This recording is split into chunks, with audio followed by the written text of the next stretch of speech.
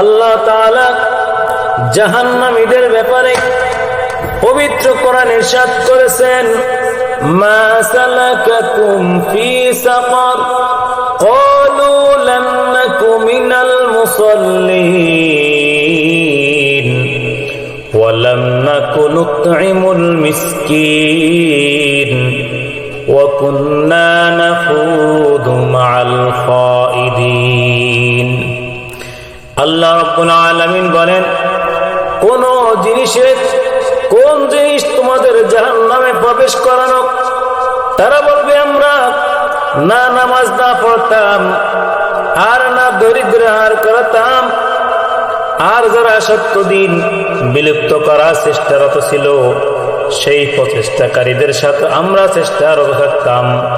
আল্লাহর নবী বলেন, ক্বালা রাসূলুল্লাহি সাল্লাল্লাহু আলাইহি ওয়াসাল্লাম, লাইসা বাইনাল আবদি ওয়া বাইনাল কুফরি ইল্লা তারকুস সালাহ, আও কামা ক্বালান নবী আলাইহিস সালাতু ওয়াসসালাম।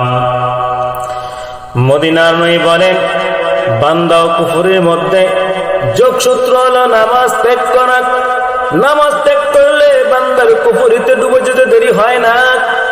অপর এক হাদিসে বলেছেন, আমাদের তাদের মুনাফিকদের মধ্যে যে ওয়াদা রয়েছে তা হলো নামাজ।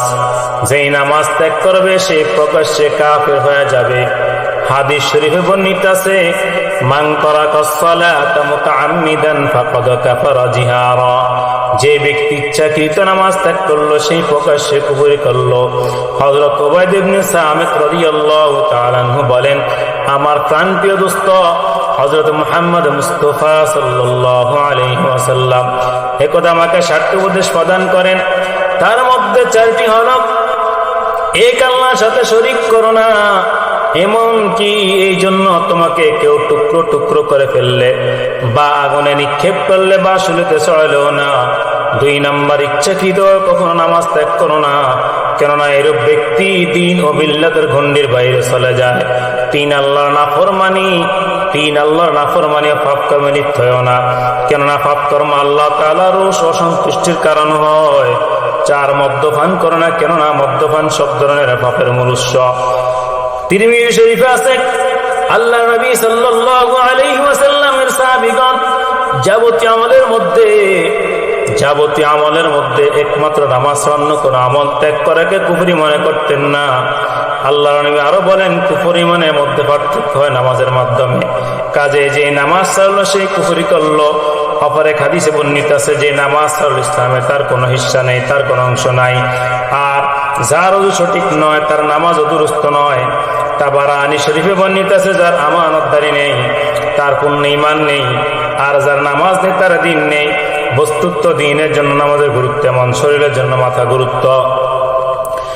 হযরত আবু দারদা রাদিয়াল্লাহু তাআলা আনহু থেকে বর্ণিত, তিনি বলেন, রাসূলুল্লাহ সাল্লাল্লাহু আলাইহি ওয়াসাল্লাম আমাকে উপদেশ দিয়েছেন, আল্লাহর সাথে অংশীদার সাব্যস্ত করো না, এমনকি তোমাকে কেটে খণ্ড বিখণ্ড করে দিলে বা আগুনে জ্বালিয়ে দিলে, শুলিতে ছড়ালো ফরজ নামাজ ত্যাগ করো না।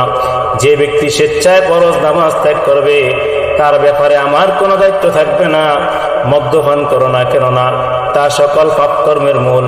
হযরত ইবনে আব্বাস রাদিয়াল্লাহু তাআলা আনহু সম্পর্কে বর্ণিত আছে, তার দৃষ্টিশক্তি যখন কমে গিয়েছিল তখন কেউ তাকে বলেছিল, আপনি কয়েকদিনের জন্য নামাজ ছাড়লে আমরা আপনার চিকিৎসা করে সারিয়ে তুলতাম।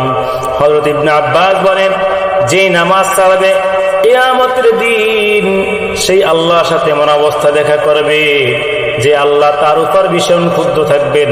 তাবারানী শরীফে বর্ণিত আছে, এক ব্যক্তি আল্লাহর নবী সাল্লাল্লাহু আলাইহি ওয়াসাল্লামের খেদমতে উপস্থিত হয়ে বললেন, হে আল্লাহ রাসূল, আমাকে এমন কিছু নসিহত করুন যে অনুযায়ী আমল করলে আমি জান্নাতে যেতে পারবো। মদিনার নবী বলেন, তোমাকে যদি কঠিন শাস্তি প্রদান করা হয় বা আগুনে নিক্ষেপ করা হয় তবু আল্লাহর সাথে শরীক করো না, পিতা মাতার অবাধ্য করো না। তারা তোমাকে তোমার ধন সম্পদ স্ত্রী পরিজন থেকে ভিন্ন হয়ে যেতে বললো, তাদের বাধ্য থাকো। ইচ্ছাকে তো কখনো ফরজ নামাজ ছাড়বে না, কেননা এইরূপ ব্যক্তি ব্যক্তি আল্লাহর নিরাপত্তা থেকে বঞ্চিত। শরাব পান করো না, কেননা শরাব সর্ববিধ পাপের মূল। গুনাহ থেকে পরেজ করো, কারণ তা আল্লাহর অসন্তুষ্টি ক্রোধের কারণ হয়। জিহাদের ময়দান থেকে পলায়ন করো না, এমনকি ব্যাপক ক্ষয়ক্ষতি দেখা দিল না, সাধারণভাবে মৃত্যু মহামারী আকারে দেখা দিলেও তুমি নিরাপদে থাকো। সামর্থ্য অনুযায়ী পরিবার পরিজনের জন্য খরচ করো, তাদের প্রতি শাসন দণ্ড উত্তোলিত রাখতে অবহেলা করো না, তাদের সদা আল্লাহ ভয় দেখাও। সহিহ ইবনে হিব্বানে বর্ণিত হয়েছে, মেঘলা দিনে যথাসময় আগে বাগে নামাজ পড়ো, যে ব্যক্তি নামাজ ছাড়লো সেই কুফরি করলো। অপর এক বর্ণনা আছে, যে ব্যক্তি স্বেচ্ছা নামাজ ছাড়বে আল্লাহ তাআলা তার নাম জাহান্নামের দরজা লিখে দিবেন, যা দিয়ে সেই প্রবেশ করবে। যে ব্যক্তি নামাজ ছাড়লো তার এরূপ ক্ষতি হলো যেমন তার ধন সম্পদ আত্মীয় স্বজন সবকিছু বরবাদ হয়ে গেল।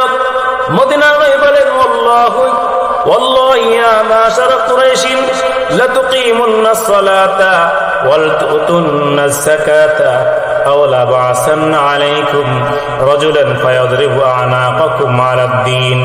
হে কুরাইশ বংশীয় লোক সকল, শুনে রাখো, আল্লাহর শপথ, তোমরা অবশ্যই নামাজ পড়ো, যাকাত আদায় করো, অন্যথা তোমাদের উপর এমন লোককে জয়ী করে দেওয়া হবে যে দ্বীনের জন্য তোমাদের হত্যা করবে।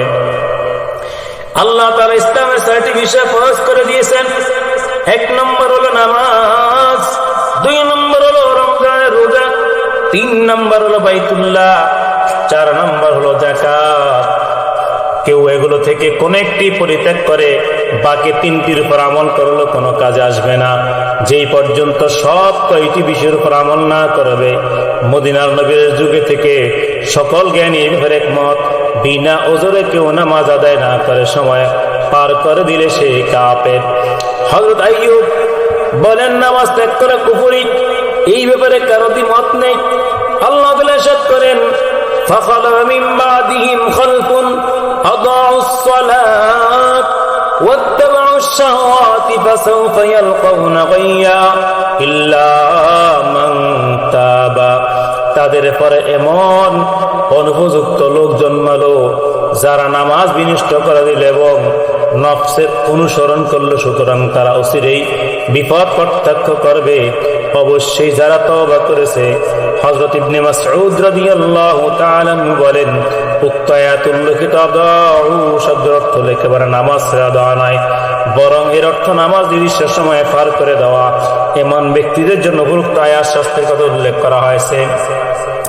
তাবিঈ হযরত সাঈদ ইবনে মুসাইব বলেন, আদাউস সালাত অর্থ হচ্ছে তারা নামাজের ব্যাপারে এতই উদাসীন যে জোহরের সময় পার হয়ে আসরের সময় উপস্থিত হয়ে যায়। অনুরূপ আসর পার হয়ে মাগরিব, মাগরিব পার হয়ে এশা, এশা পার হয়ে ফজর, তবুও তারা নামাজের ব্যাপারে সচেতন হয় না। এহেন অবস্থায় থেকে তওবা না করলে তাদের জন্য উল্লিখিত আয়াতে জাহান্নাম একটি উপত্যকা ঘাইয়েতের পতিত হওয়ার ঘোষণা রয়েছে। যেমন আল্লাহ তাআলা বলেন, ইয়া আইয়ুহাল্লাযীনা আমানু লা তুলহিকুম আমওয়ালুকুম ওয়ালা আওলাদুকুম আন যিকরিল্লাহ ওয়া মান ইয়াফআল যালিকা ফাউলাইকা হুমুল খাসিরুন।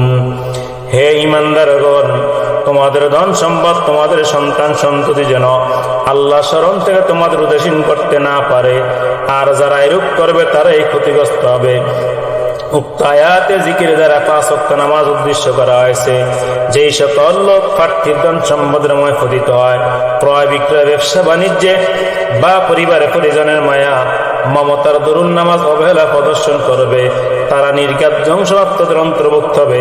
পবিত্র কোরআনে ইরশাদ হয়েছে, ফাওয়াইলুল লিল মুসাল্লিন আল্লাযীনা হুম আন সালাতিহিম সাহুন। অতএব বড় সর্বনাশ ওই সকল নামাজীদের জন্য যারা নিজেদের নামাজ ভুলে থাকে। হযরত সাদ ইবনে ওয়াক্কাস রাদিয়াল্লাহু তাআলা আনহু থেকে বর্ণিত, তিনি বলেন, আমি মদিনার নবী সাল্লাল্লাহু আলাইহি ওয়াসাল্লামকে উল্লেখিত আয়াতের মর্ম জিজ্ঞেস করেছিলাম। তিনি বলেছেন, এরা হচ্ছে ওই সব লোক যারা নির্দিষ্ট সময় পার করে নামাজ পড়ে। হযরত মুসআব ইবনে সাদ রাদিয়াল্লাহু তাআলা বলেন, উক্ত আয়াত সম্পর্কে আমি আমার পিতাকে প্রশ্ন করেছিলাম নামাজে ভুল ভ্রান্তি বা এদিক সেদিক চিন্তা থেকে তো তোমরা কেউ মুক্ত নয়। তিনি বলেন, আয়াতের অর্থ এটা নয়, বরং এই আয়াতের ওই সব লোকের কথা বলা হয়েছে যারা নামাজে নির্দিষ্ট সময় অতিক্রম করে দেয়। ওয়াইল দ্বারা কঠিন শাস্তি বোঝানো হয়েছে। আবার কেউ কেউ বলেছেন ওয়াইল দোজখের একটি উপত্যকা, পৃথিবীর সব পাহাড় পর্বত একত্রিত করে তাতে নিক্ষেপ করা হলো। সেই উপত্যকার তাপে সবই গলে যাবে। তা হবে নামাজ অবহেলাকারী এবং অসময়ে নামাজ আদায়কারীদের আবাসস্থল। অবশ্যই যারা সত্যিকার তওবা অনুতাপ করবে, অবহেলা পরিহার করবে, তারা নাজাত পাবে। মদিনার নবী বলেন قال رسول الله صلى الله عليه وسلم أول ما يحاسب به العبد يوم القيامة من عمله صلاته فإن صلحت فقد أفلح وأنجح وإن نقصت فقد خاب وخسر أو كما قال النبي عليه الصلاة والسلام মদিনার নবী বলেন কিয়ামতের দিন সর্বপ্রথম বান্দার যে আমল হিসাব নেওয়া হবে তা হলো নামাজ। নামাজ সঠিক হলে সে কৃতকার্য উত্তীর্ণ হবে, আর নামাজ ত্রুটিপূর্ণ হলে সে কৃতকার্য ক্ষতিগ্রস্ত হবে। আল্লাহ রাসূল সাল্লাল্লাহু আলাইহি ওয়াসাল্লাম নামাজ প্রসঙ্গে বলেছেন মান হাফাযা আলাইহা কানাত লাহু নূরান ওয়া বুরহানান ওয়া নাজাতান ইয়াউমিল কিয়ামাতি ওয়া মান লাম ইউহাফিজ আলাইহা লাম ইয়াকুন লাহু নূরুন ওয়ালা বুরহানুন ওয়ালা নাজাতুন ওয়া কানা ইয়াউমাল কিয়ামাতি মা কারুন ফিরআউন ওয়া হামানা উবাই ইবনে খালফিন আও কামা قال النبي عليه الصلاة والسلام আল্লাহর নবী বলেন যে ব্যক্তি নামাজের রক্ষণাবেক্ষণ করবে কিয়ামতের দিন সেই নামাজ তার জন্য যদি প্রমাণ মুক্তির কারণ হবে, আর যে ব্যক্তি এর রক্ষণাবেক্ষণ করবে না তার জন্য তা যদি প্রমাণ মুক্তির কারণ হবে না, কাজেই কিয়ামতের দিন সেই কারুন ফেরাউন হামান উবাই ইবনে খালফের সাথে থাকবে। নামাজ ত্যাগকারী লোকদের হাসর উপরোক্ত ব্যক্তির সাথে এই জন্য হবে যে ব্যক্তিকে ধন সম্পদের মায়ামোহ নামাজ থেকে দূরে রেখেছে, তার সামঞ্জস্য হয় কারুনের সাথে। তাই এরূপ লোকের হাসর হবে তারই সাথে যেই ব্যক্তিকে রাজত্বের মহা নামাজ থেকে গাফেল করে রেখেছে, তার সামঞ্জস্য ফেরাউনের সাথে। তাই এরূপ লোকের হাসর হবে তারই সাথে। আর যে ব্যক্তিকে চাকরি বাকরি বা মন্ত্রিত্বের মহা নামাজ থেকে উদাসীন করে রেখেছে তার সামঞ্জস্য হয় হামানের সাথে। তাই এরূপ লোকের হাসর হবে হামানের এই সাথে। তদ্রুপ ব্যবসা বাণিজ্য ও কৃষিকাজের অত লোকেরা সামঞ্জস্য উবাই ইবনে খালফের সাথে, তাই তাদের হাসর হবে তার এই সাথে। অপর এক হাদিসে বর্ণিত আছে যে ব্যক্তি বিনা কারণে দুই ওয়াক্ত নামাজ এক ওয়াক্ত নামাজ বিলম্বিত করে অপর ওয়াক্তের সাথে একত্র করে পড়লো সে কবিরা গুনাহে লিপ্ত হলো। আল্লাহ নবী বলেছেন নামাজ সমূহের মধ্যে একটি নামাজ এমন রয়েছে যে ব্যক্তি তা ছেড়ে দিল সে এমন ক্ষতিগ্রস্ত হলো যেন তার পরিবার পরিজন ধন সম্পদ সবাই বরবাদ হয়ে গেল। তা হচ্ছে আসরের নামাজ। আসরের নামাজ তোমাদের পূর্ববর্তী লোকদের নিকট পেশ করা হয়েছিল, কিন্তু তারা এর হক রক্ষা করেনি। এখন তোমাদের মধ্যে যে ব্যক্তি এই নামাজের হেফাজত করবে তাকে দ্বিগুণ সওয়াব প্রদান করা হবে। এই নামাজের পর তার উদিত সন্ধ্যা পর্যন্ত তার কোনো নামাজ নাই।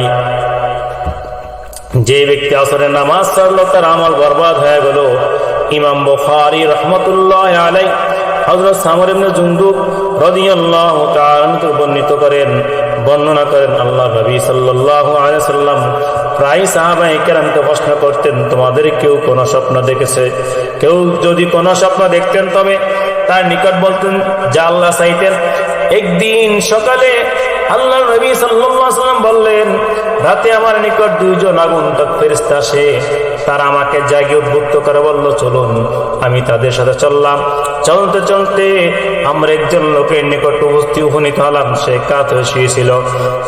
অপর একজন তার নিকট পাথর হস্তে দণ্ডায়মান। সেই তার মস্তক লক্ষ্য করে পাথর ছুঁড়েছে, এতে তার মাথা ফেটে যাচ্ছে আর পাথর অনেক নিচে গিয়ে পড়ছে। সে আবার পাথরের পিছনে পিছনে গিয়ে পাথরটি নিয়ে আসতে না আসতে তার মাথা পূর্বের ন্যায় হয়ে যায়।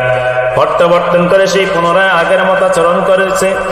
আমি ফেরেশতাদেরকে প্রশ্ন করলাম সুবহানাল্লাহ বলো এরা কারা? তারা বললেন সামনে চলুন।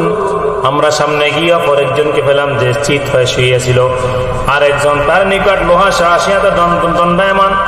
সেই এই সাহসী দ্বারা একের পর এক তার মুখমণ্ডল এক অংশ চিরে গলার পিছনে পর্যন্ত, অনুরূপ নাক ও চোখ চিরে পিছনে পর্যন্ত নিয়ে যাচ্ছে। বর্ণনাকারী বলেন, আবু রাজা অধিকাংশ সময় এরূপ বলতে সে একদিকে কেটে অপর দিকে কাটত, অপর একদিকে কাটা শেষ হতো না হতেই প্রথম দিকটা আগের মতো হয়ে যেত। এভাবে পুঙ্খানো এরূপ করত। আমি বললাম, এরা দুজনকে? তারা বললেন, সামনে অগ্রসর হন। সামনে আমরা একটি চুলার নিকট উপনীত হলাম। তিনি বললেন, আমার মনে হয় তিনি বলেছিলেন, আমি সেখানে শোরগোলের শব্দ শুনতে পেলাম, যাদের নিচ থেকে আগুনের লেলিহান চিকি স্পর্শ করেছিল। আগুনের আওতা আসলেই তারা উচ্চস্বরে চিৎকার করে উঠত। আমি প্রশ্ন করলাম, এরা কারা? তারা বললেন, সামনে চলুন। সামনে এগিয়ে গিয়ে আমরা এক নহরের নিকট পৌঁছলাম। আমার যত দূর মনে পড়ে তিনি বলেছিলেন সেটি ছিল লাল রক্তের নহর।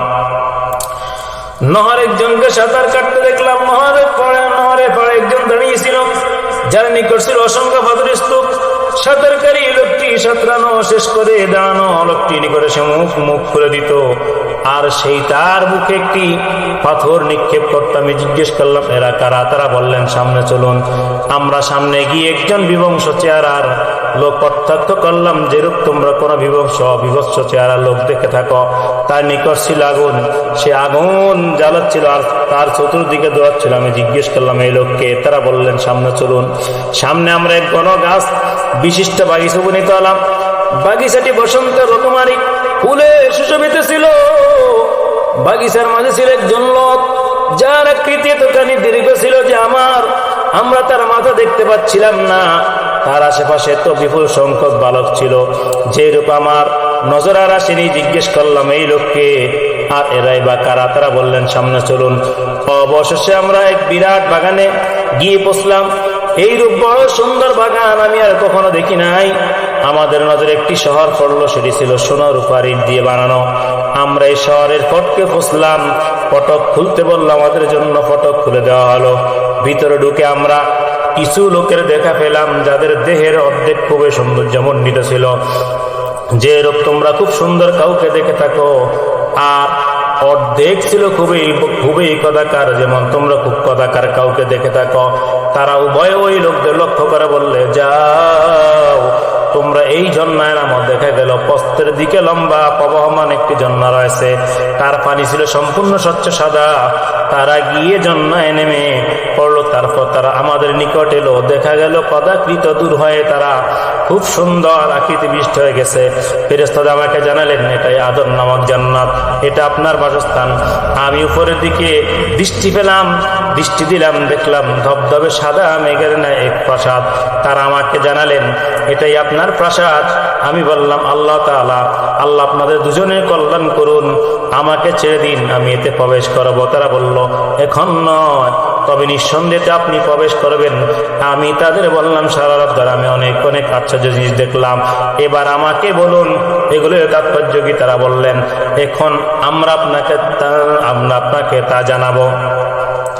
প্রথম যে ব্যক্তির নিকট আপনি গিয়েছিলেন, যার মাথা পাথর মেরে মেরে শশীর করাচ্ছিল, সেই কোরআন মুখস্থ করে তার উপর আমল ছেড়ে দিত আর ঘুমিয়ে ফরজ নামাজ ত্যাগ করত। আর যে ব্যক্তির নিকট আপনি গেলেন, যার গলদেশের পিছনে পর্যন্ত সেরাত ছিল, নাসাবন্তর চোখ-পিঠ পর্যন্ত সেরাত ছিল, সেই সকালবেলা গৃহ থেকে বের হয়ে যেত আর চতুর্দিকে মিথ্যার বেশাতি করে বেড়াতো। আর ওই উলঙ্গ নারী পুরুষ যাদের প্রজ্বলিত চুলায় দেখেছেন, তারা ব্যভিচারী পুরুষ ও ব্যভিচারী নারী। আর যেই লোক রক্তের ঝর্ণার সাথে ঝর্ণায় সাঁতার কাটছিল, যার নিকট দিয়ে আপনি গিয়েছিলেন, যে পাথরের লোকমা খাচ্ছিলেন, সেই ছিল সুদখোর। আর ওই কদাকার লোক যাকে আপনি আগুনের নিকট দেখেছিলেন, আর সেই আগুন জ্বালিয়ে তার চতুর্দিকে দৌড়াচ্ছিল, সেই জাহান্নামের দারোগা মালিক ফেরেশতা। বাগানে যে দীর্ঘকায় লোককে দেখেছেন, তিনি হযরত ইব্রাহিম আলাইহিস সালাম। আর তার চারপাশে যে বালকদের দেখেছেন, তারা ছিল সেই সব শিশু যারা স্বভাব ধর্মের ইসলাম উপর মৃত্যুবরণ করেছে। বর্ণনাকারী বলেন, মুসলমানদের কেউ জিজ্ঞেস করেছিলেন, হে আল্লাহর রাসূল, মুশরিকদের সন্তানরা কোথায়? তিনি বলেছেন, তারাও সেখানে ছিল। আর যাদের অর্ধেক অংশ অত্যন্ত সুন্দর আর বাকি অর্ধেক অত্যন্ত কুৎসিত, তারা হচ্ছে ওই সব লোক যারা ভালো মন্দ মিশ্রিত করেছিলেন। আল্লাহ তাদের ত্রুটিসমূহ মাফ করে দিয়েছেন। অতঃপর আল্লাহ নবী সাল্লাল্লাহু আলাইহি ওয়াসাল্লাম এমন কিছু লোকের পাশ দিয়ে পথ অতিক্রম করেছিলেন, যাদের মস্তক ফস্তর কথা শূন্য বিচ্ছিন্ন করা হচ্ছে এবং নিক্ষিপ্ত পাথরগুলি ছিটকে দূরে গিয়ে পড়ছে। আঘাতকারী পাথর তুলে আনার সময় এটাতে শূন্য বিচ্ছিন্ন মাথা আবার পূর্বরূপ হয়ে যাচ্ছে এবং আবার ওই পাথর দিয়ে তাদের মস্তকে আঘাত আনাচ্ছে। এইভাবে পুঙ্খানে পুঙ্খানে করা হচ্ছে। আল্লাহ নবী জিজ্ঞেস করলেন, এরা কারা? তাদের অপরাধ বা কি? জিবরাইল আলাইহিস সালাম বললেন, এরা পৃথিবীতে নামাজ পরিত্যাগকারী। এই দায়িত্ব বোঝা তাদের মাথা ভারী হয়ে রয়েছে। খতিব ইবনে নাজ্জার বর্ণনা করেন, নামাজ ইসলামের পতাকা উজ্জ্বল প্রতীক। নামাজের জন্য যে ব্যক্তি নিজের হৃদয়কে আলাদা করে নিবে এবং নির্ধারিত সময় সুন্নত মোতাবেক আদায় করবে, তার সম্পর্কে বলা হয়, তার সম্পর্কে বলা যায় সেই হলো মুমিন। ইবনে মাজাহ শরীফে বর্ণিত আল্লাহ তাআলা বলেন, ইকতারাতু আলা উম্মাতিকা খামসা সালাওয়াতিন وعدت عندي عهدا أن من حافظ عليهن لوقتهن أدخلته الجنة ومن لم يحافظ عليهن فلا عهد له عندي أو كما قال النبي عليه الصلاة والسلام। আমি তোমার উম্মতের উপর 5 ওয়াক্ত নামাজ ফরজ করেছি। আমি প্রতিজ্ঞা করেছি যে ব্যক্তি নির্দিষ্ট সময়ের প্রতি লক্ষ্য রেখে 5 ওয়াক্ত নামাজ আদায় করবে, আমি তাকে জান্নাতে দাখিল করাবো। পক্ষান্তরে যে ব্যক্তি নামাজ হেফাজত করবে না, তার নিরাপত্তা সম্পর্কে আমার কোনো দায়িত্ব নাই। হাদিস শরীফ আছে, যে ব্যক্তি নামাজ ফরজ হওয়ার পরিপক্ক বিশ্বাস সহকারে তা আদায় করবে, সে অবশ্যই জান্নাত লাভ করবে। আল্লাহ নবী বলেন, আউয়ালু মা ইউহাসাবু বিহিল আবদু ইয়াউমাল কিয়ামাতি সালাতুহু ফাইন কানা তাম্মাহা কুতিবাত লাহু তাম্মাতুন ওয়া ইন লাম ইয়াকুন তাম্মাহা ক্বালা লিমালাইকাতিহি উনজুর হাল তাজিদুনা লিআবদি মিন তাতাওউইন ফায়ুকাম্মিলুনা বিহা ফরিদাতাহু সুম্মা আস-সাকাতা কাযালিকা সুম্মা তুখাযুল আ'মালু আলা হাসাবি যালিকা আও কামা ক্বালা an-নবী আলাইহিস সালাতু ওয়াস সালাম। মদিনার নবী বলেন, কিয়ামতের দিবসে সর্বপ্রথম বান্দার যে আমল হিসাব নেওয়া হবে তা হবে নামাজ। যদি তা সঠিক পাওয়া যায় তবে সে সফল কাম হবে এবং নিজ লক্ষ্য পূরিত হবে। আর নামাজে গলত থাকলে সে ক্ষতিগ্রস্ত হবে, বরবাদ হয়ে যাবে। যদি তার ফরজগুলোর মধ্যে কোনো কমতি থাকে তবে মহান রব আল্লাহ তাআলা বলবেন, দেখো আমার বান্দার কিছু নফল আছে কিনা, তার সাহায্যে ফরজগুলোর কমতি পূরণ করে দাও, তারপর সব আমার হিসাবে পূরণ করা হবে। আল্লাহ নবী বলেন, আউয়ালু মা ইউসআলু আনহুল আবদু ইয়াওমাল কিয়ামাতি ইয়ানজুর ফি সালাতিহি ফাইন সালাহাত ফাকাদ আফলাহা ওয়া ইন ফাসাদাত ফাকাদ খাবা খাসারা আও কামা ক্বালা an-নবী আলাইহিস সালাতু ওয়াস সালাম। কিয়ামতের দিবসে সবার আগে বান্দাকে যে বিষয় জিজ্ঞেস করা হবে তা হলো নামাজ। নামাজ হিসাব নিকাশে যদি তাকে ঠিক পাওয়া যায় তবে সে সফল, আর যদি নামাজের বিষয়ে কোনো ত্রুটি থাকে তবে সে ক্ষতিগ্রস্ত, ধ্বংসপ্রাপ্ত হবে। মদিনার নবী বলেন, একদা আল্লাহর পক্ষ থেকে হযরত জিবরাইল আলাইহিস সালাতু সালাম আমার কাছে বললেন, আল্লাহ তাআলা বলেছেন, আমি তোমার উম্মতের উপর 5 ওয়াক্ত নামাজ ফরজ করেছি। যেই ব্যক্তি উত্তম ওযু করে সঠিক সময় নামাজ আদায় করবে এবং রুকু সিজদা পূর্ণভাবে করবে, তার জন্য আমার ওয়াদা রয়েছে, আমি তাকে বেহেশতে প্রবেশ করাবো। আর যে ব্যক্তি তা করবে না, তার জন্য আমার নিকট কোনো ওয়াদা নাই। চাইলেও আমি তাকে শাস্তি দিতে পারি, আর চাইলেও মাফ করতে পারি। নামাজ একটি মিজানে পাল্লা আছে, যে ব্যক্তি সঠিকভাবে নামাজ আদায় করে তা পূর্ণ করবে, সে পূর্ণ নেকি পাবে। নামাজ শয়তানের চেহারা কালো করে দেয়, দান খয়রাত তার পৃষ্ঠ চূর্ণ বিচ্ছিন্ন করে দেয়। একমাত্র আল্লাহর নিমিত্ত ইলমের খাতিরে কাউকে ভালোবাসা শয়তানে মূলত পালন করে দেয়। এত ধারায় শয়তান না তোমাদের থেকে এত দূরে সরে যায় যত দূরত্ব রয়েছে পূর্ব পশ্চিমে প্রান্তরের মাঝে। মদিনার নবী বলেন, ওয়াত্তাকুল্লাহা ওয়াসাল্লু খামসাকুম ওয়াসুমু শাহরাকুম ওয়াদ্দু যাকাতা আমওয়ালিকুম ওয়াতিউ যাওয়ি আমরিকুম তাদখুলু জান্নাতা রাব্বিকুম। আল্লাহকে ভয় করো, নির্ধারিত 5 ওয়াক্ত নামাজ পড়ো, তোমাদের রমজানে মাসটি রোজা রাখো, তোমাদের মালে যাকাত দাও, তোমাদের কর্মকর্তার অনুগত থাকো, তবে তোমরা তোমাদের রবের জান্নাতে প্রবেশ করতে পারবা।